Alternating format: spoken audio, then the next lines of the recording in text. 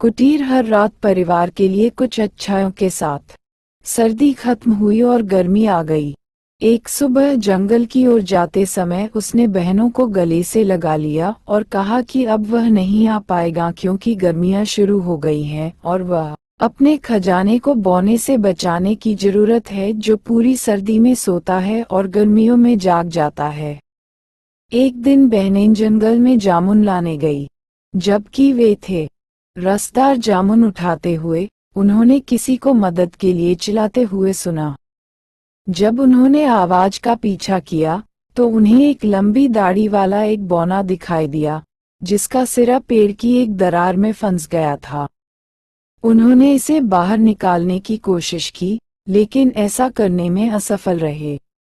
इतने में snow white ने कैंची निकाल ली। इधर उधर उसकी जेब से और दाढ़ी के सिरे को काट दिया। बौना अपनी दाढ़ी काटने के लिए उस पर चिल्लाया और अपनी सोने की थैली उठाकर चला गया। कुछ दिन बाद बहनें फिर से मछली पकड़ने जंगल में चली गईं। उन्होंने फिर से उसी बौने को मदद के लिए चिल्लाते हुए पाया, क्योंकि उसकी दाढ़ी फंस गई थी। मछली पकड़ने की रेखा और मछली पकड़ने की रेखा के घेरे में एक बड़ी मछली फंस गई। मछली बौने को पानी के अंदर खींच रही थी, तो स्नो वाइट ने तुरंत अपनी कैंची से अपनी दाढ़ी के सिरे को फिर से काट दिया। बौना फिर उस पर चिल्लाया और उसे उठाकर चला गया। मोतियों की थैली। कुछ दिनों बाद वे फिर से जंगल में लकड़ियां लेने गए। उन्होंने देखा कि एक विशाल चील बौने को खींच रही है और मदद के लिए चिल्ला रही है।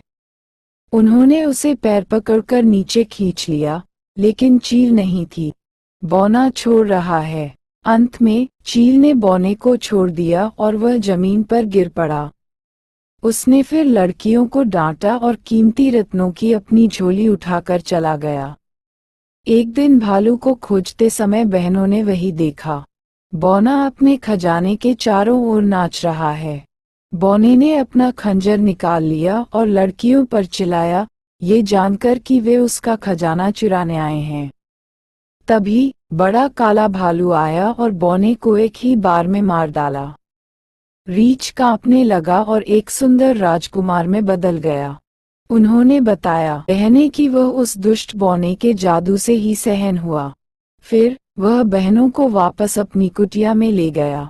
बाद में वह दोनों बहनों को उनकी मां के साथ अपने राज्य ले गया, जहां उसने स्नो वाइट से शादी की और उसके भाई ने रोज रेड से शादी की। उसके बाद से वे खुश रहे।